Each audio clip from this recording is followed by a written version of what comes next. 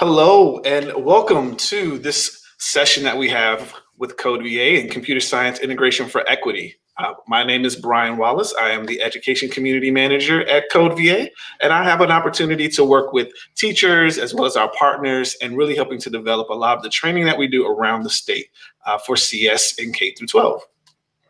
Hi, my name is Perry Shank, and I'm the Curriculum Manager at Code VA. I help develop curriculum for programming and also with partnerships for different grants and organizations outside of Code VA. Hi, I'm Anita Crowder. I'm the Research and Evaluation Manager at Code VA, and I'm responsible for evaluating all of the great programs that Bryan and Perry helped to develop. I'm excited to be part of this. So just in case you are unfamiliar with what Code VA is or Code Virginia, we wanted to give you a little bit of the taste of what we do. So Code Virginia is a 501(c) partner organization with the state to actually train Virginia's educators in computer science K through 12. So we have basically three arms of what we do. So the first of it is advocacy. We are the organization that helped establish the mandate for computer science in K through 12 and still continue to do a lot of work around how we can create policy to help students and teachers throughout that space. Secondly, we have an opportunity where we do teacher training. So now that we have an opportunity to have a mandate, we want to make sure that teachers have the best training to implement this as possible. And lastly, we have an opportunity to reach out directly to students through our programming and our summer camps through our Eureka workshop.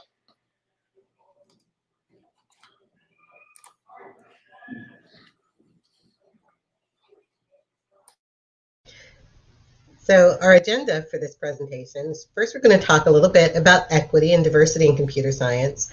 Then we're going to step into what computer science is and how it fits into today's career opportunities for our students. And finally, we're going to talk about Code VA's approach to integration and what integration actually is in general.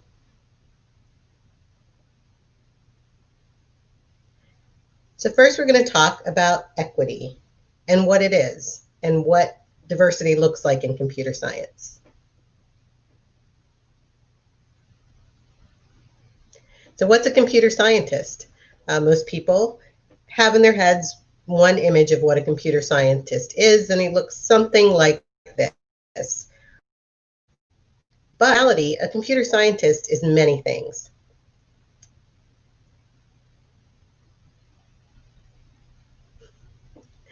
Computer scientist can be a musician, an artist, a filmmaker, an innovator.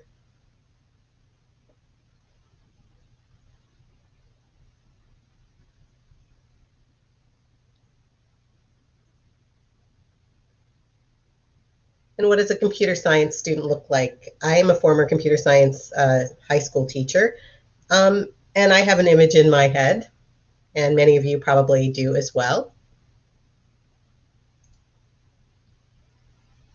And sometimes this is what we think of as a computer science student. However, a computer science student should actually be every student. Every student should have access to computer science. Frankly, the younger, the better, because of all the technology that students use every day in their lives.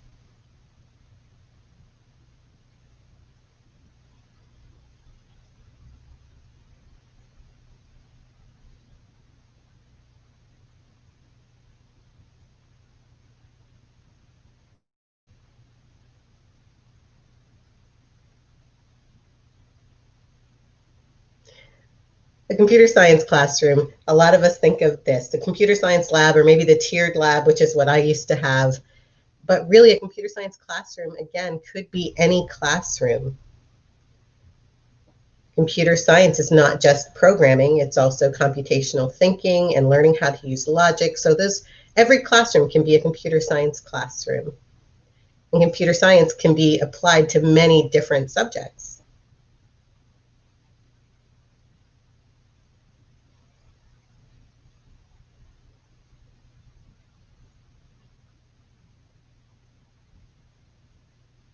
So what is equity? I'm sure everyone in this room has talked about equity a lot. And so we're going to go over this quick image, which most of you have seen, the concept of equality, which is everybody gets the. Then we have the concept of equity, is every person gets what they need. Finally, we have empowerment, where there are people who have to cross over. So that's the vision of Code VA, and that's the vision for us for allowing everyone, every student, to be empowered with computer science.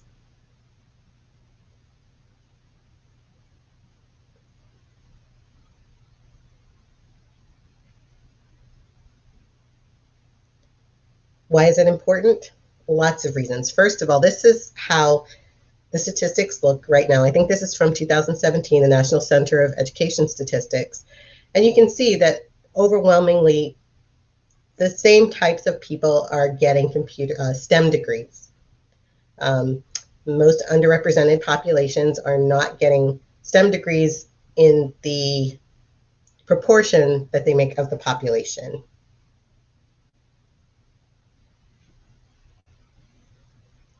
These are doctoral degrees that are awarded in STEM, again, up to 2017. You can see that the red line actually represents temporary visa holders, which are non-US citizens. And for Virginia, that's a huge issue because a lot of our computer science and STEM jobs are actually defense related, and many of those jobs can only be held by US citizens. So this actually is a national security issue.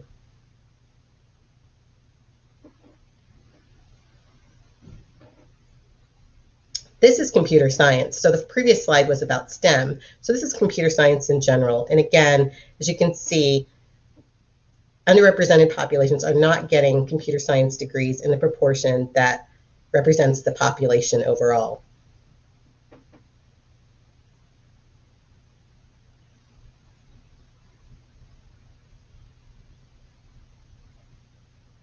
Here you can see the percentage overall. For instance, women are 30% of master's degrees in computer science, while Blacks and Hispanics or Latinos are much smaller percentage of the overall population of people getting computer science degrees.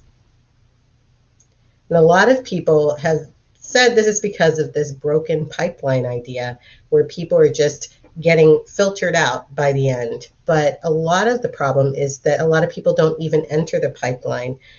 Most of the time, computer science doesn't become an option for students until they are in middle school. So they're not even exposed to know whether they're interested in computer science or not.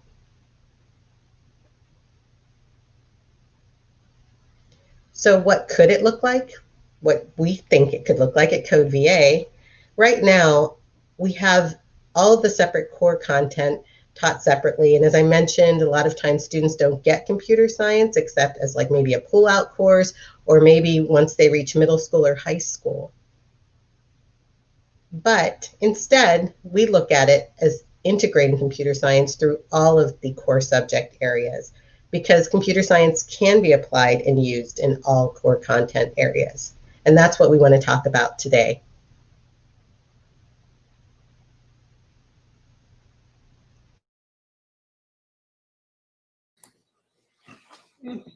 Thank you, Anita, for getting us going here. And to get us continued here, we want to sort of identify, what do we mean by computer science when we actually mention this idea?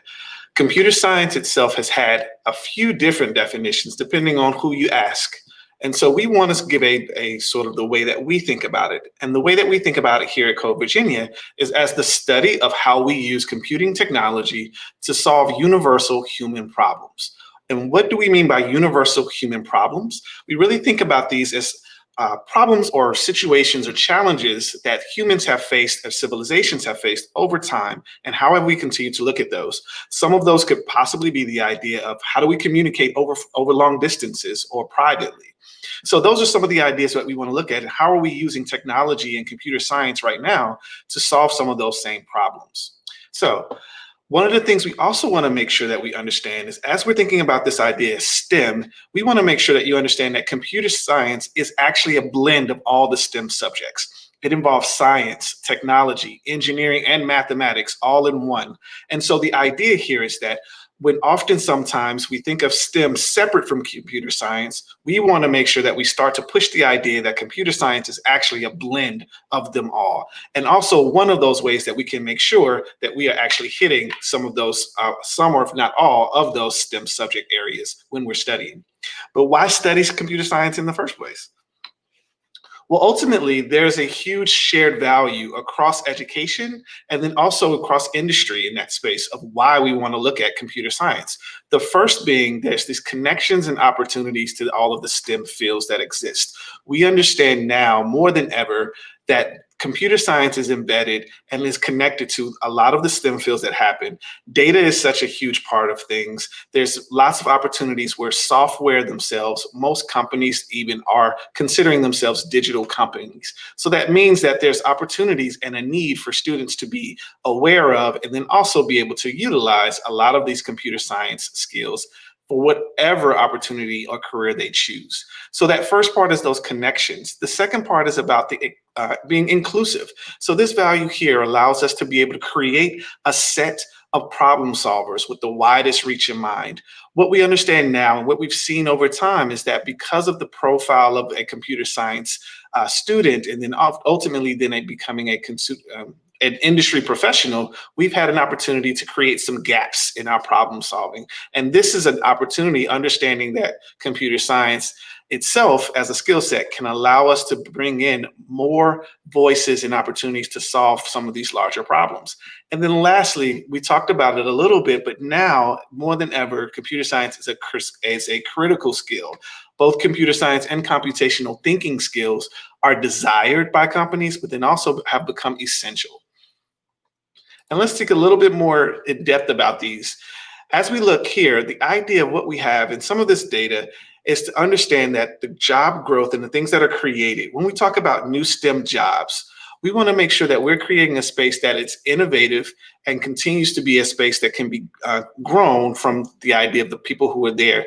When we understand that the number of jobs that are being created this place in the STEM fields, a majority of those are actually in the computer science realm. And so this particular graphic wants to just point out to you some of the data from what that looks like. So when we're talking to our students and when we're looking at how important computer science can be and where the opportunities lie, especially in times where we're of uncertainty and that things are changing, we want to make sure that we're preparing our students for the best outcomes possible. Looking at this, is the second part of this is really understanding where does the need lie. In the orange, you can see sort of the idea that Anita even touched on with the idea of degrees being granted. And then in blue, you want to see what those jobs that are actually being created or the amount of jobs that exist in terms of openings.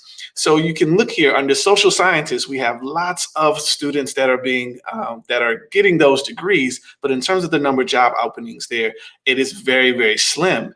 So the fun part of this is because computer science is starting to be embedded everywhere, we're now looking for those students who have those types of background to come and help us solve additional problems in the tech sector because computer has become such a wide-ranging space and really touches us in all the parts of our world.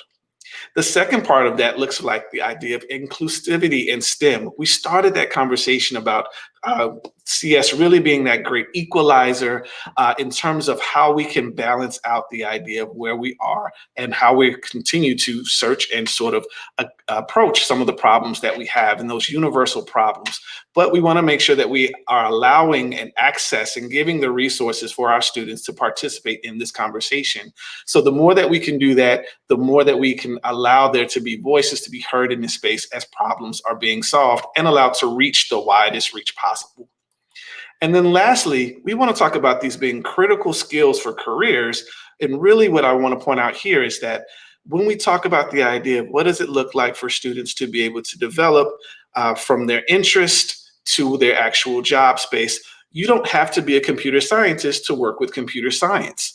Really, ultimately here, the idea is no matter what field you plan to enter, we want to make sure we know at this point that computer science is likely embedded in those fields. And some of these examples here, whether it's a network administrator, a computer support specialist, or even a sales representative at this point, those skills are really, really important and really likely to be a part of the work that you do every day.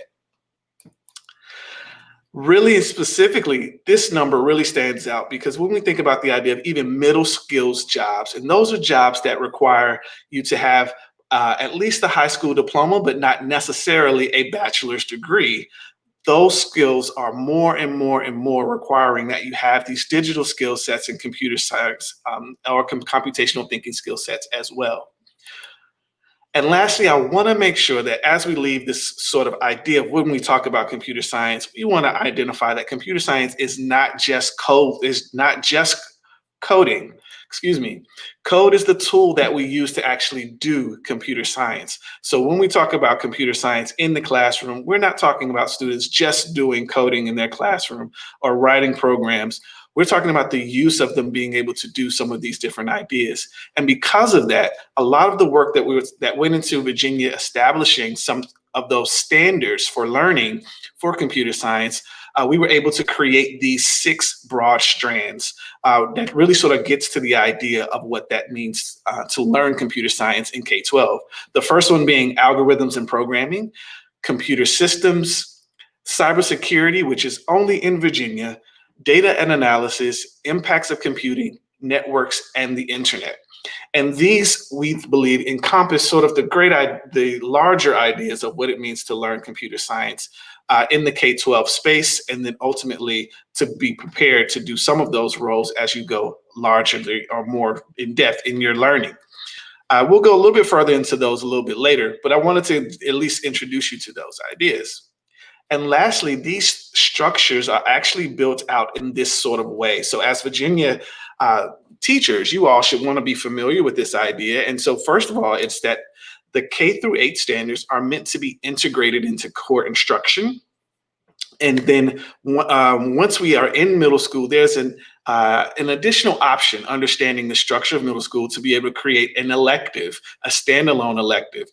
And then finally, the idea is once you are in high school, there's the idea that you are creating, or a pathway is being created that exists to allow for the adoption and the exposure to computer science prior to AP, so that there's at least an example of an opportunity rather for students to participate prior to AP level classes. And all of these SOLs come connected to the CS mandate that exists now, that was adopted in 2017 to be able to expose our students, all Virginia students, to computer science. Thank you, Bryan and Anita.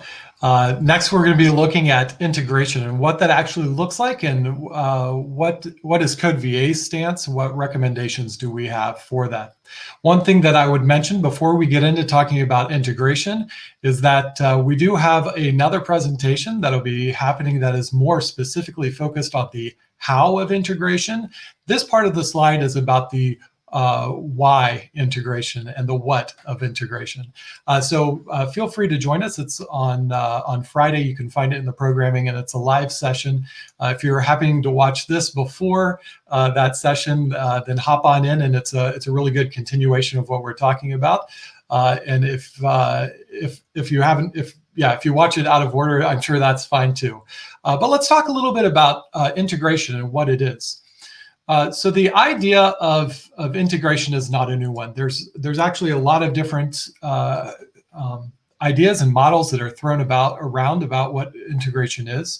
And to unpack this a little bit, I'd like to focus on the ideas of the purpose and the function of what integration is. So first of all, the purpose of integration is basically to engage students in relevant and meaningful learning experiences.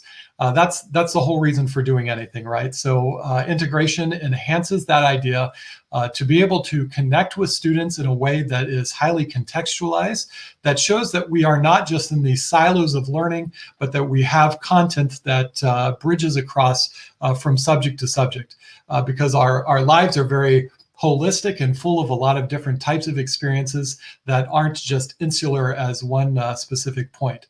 So the purpose of integration is to bring that idea into the classroom so that we can live inside our classroom like we live outside of our classroom.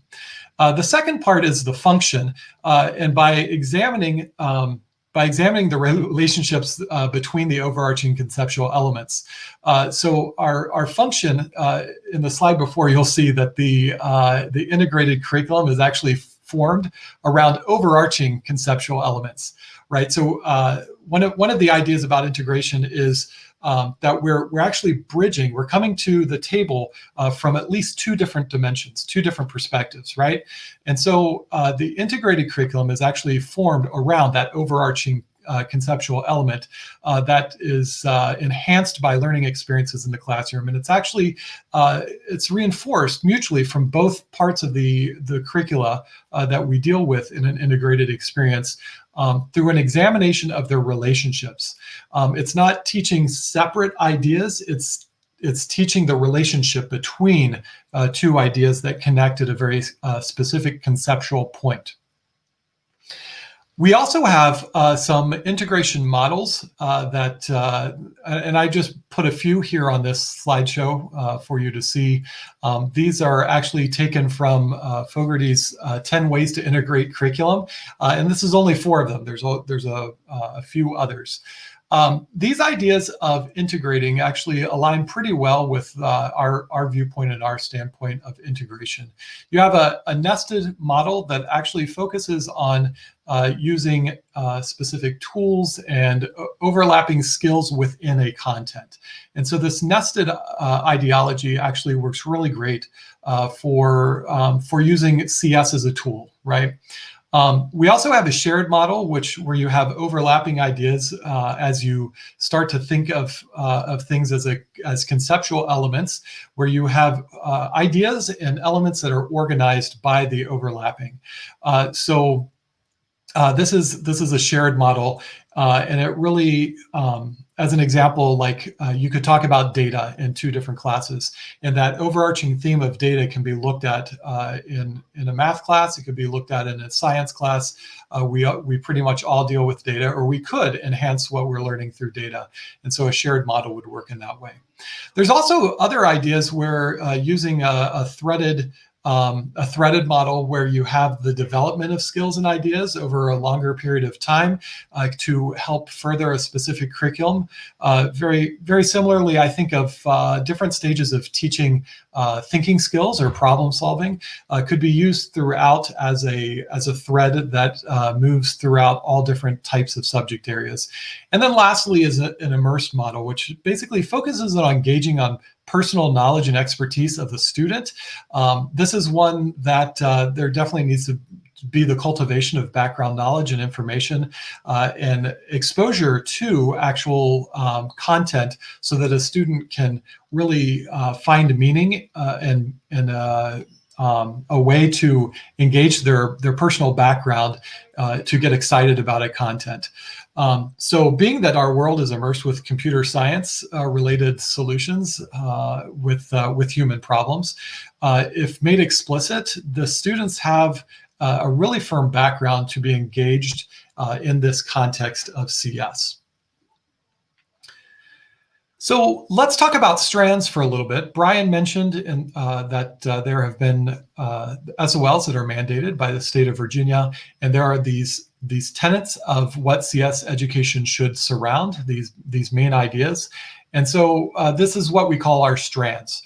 Each of these strands have a very particular focus on a skill set or knowledge base that is matched with these strands. And so first we're going to talk about algorithms and programming.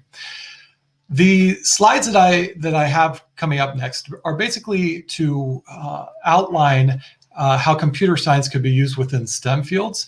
But we could also, if you're watching and you're outside of STEM, you could probably find ways also to bring these topics into sharp focus in using the topic that you teach.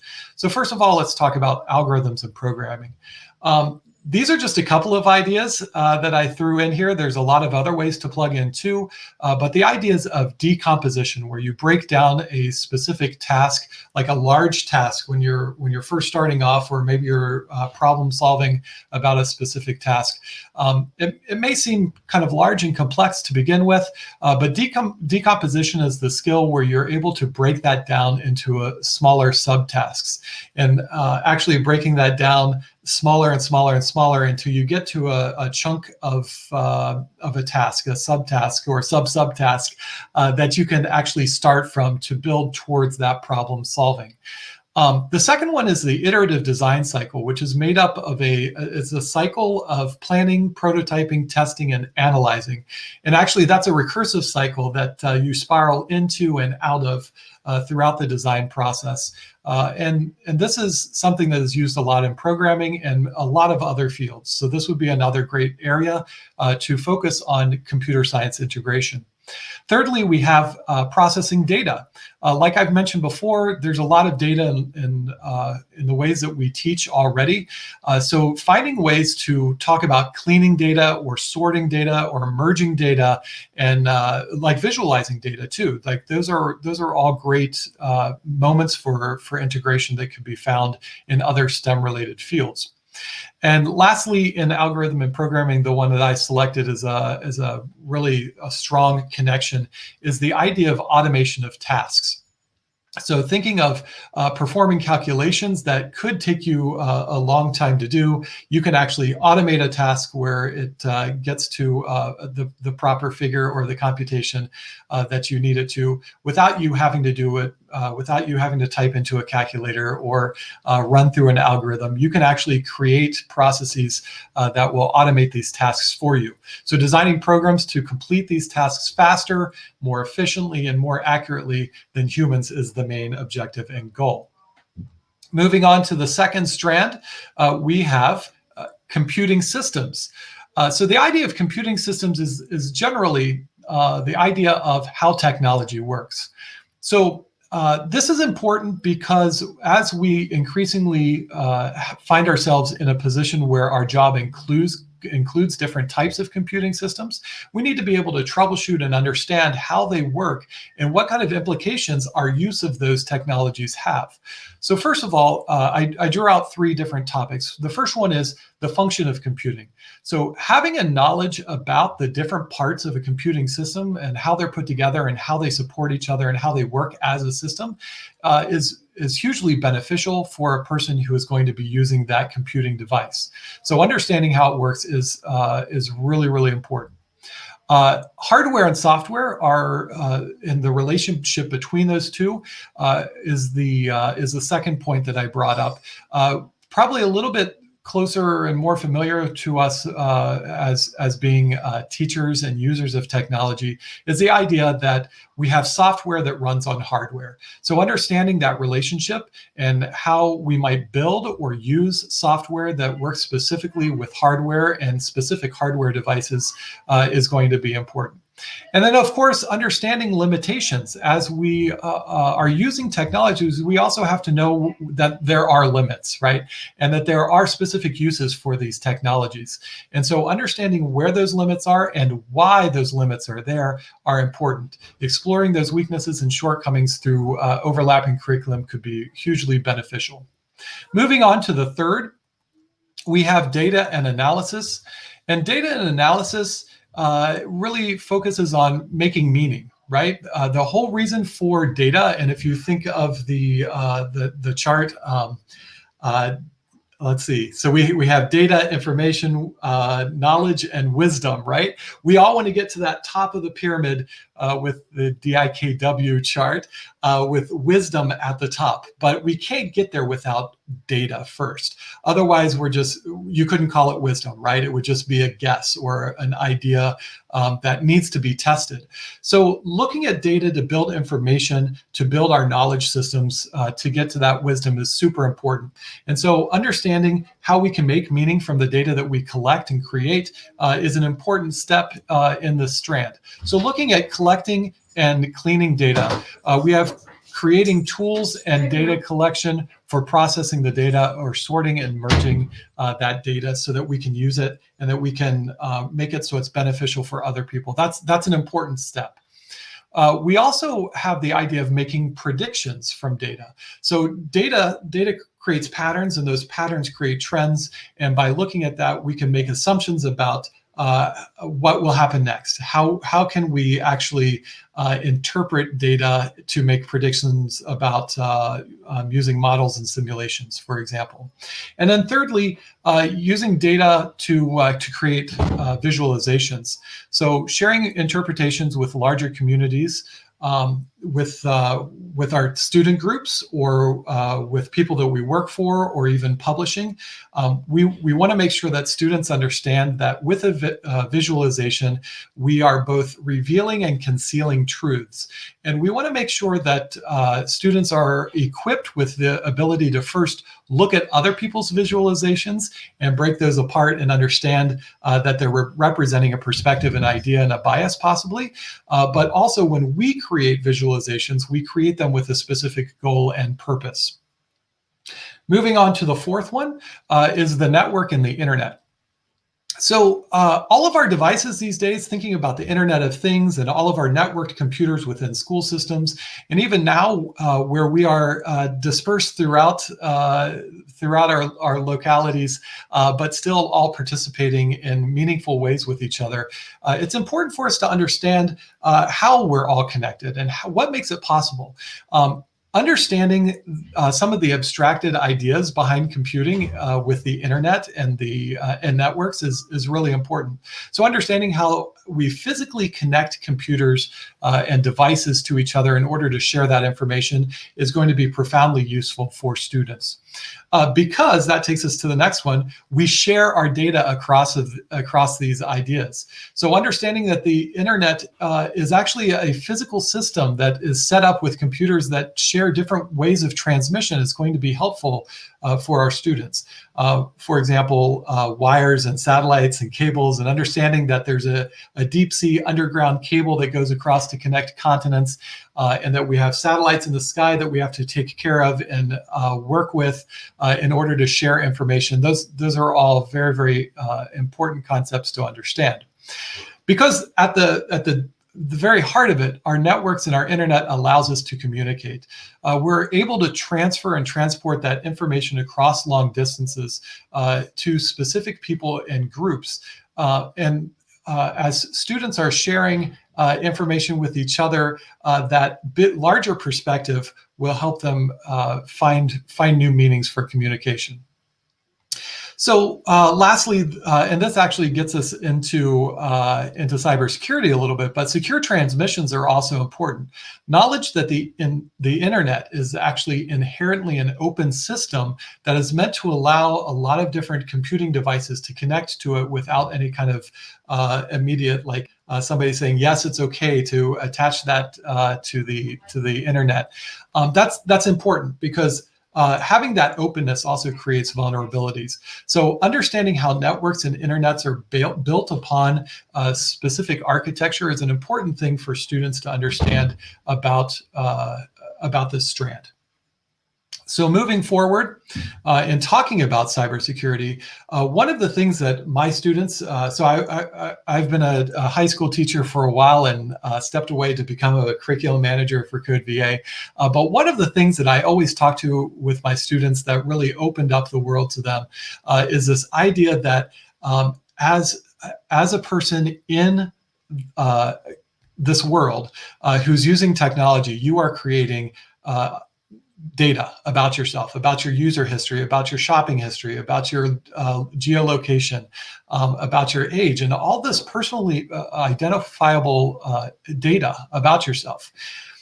Within the STEM field, we deal a lot with people's personally identifiable data. And so understanding that there is a burden for someone who is collecting that data, there is a burden to understand data privacy. And without understanding that ethical that ethical burden, students might more haphazardly work with personally identifiable data and information. And so that could lead to some disastrous outcomes. So this is definitely one of the main ideas to connect to when talking about computer science. The second one is the vulnerabilities that I mentioned before of any system and any computational device and software. Knowledge of these inherent weaknesses is hugely important for students. Thirdly is encryption, the way that we encode and decode information that we use on the internet and other ways so that it can be used by other people and protected through its traveling on our systems. That's an important part of cybersecurity. And then lastly, our ethical boundaries. It's important for students to understand that even though we can find a way to do something, it may not always be the most ethical way to treat information and to find information.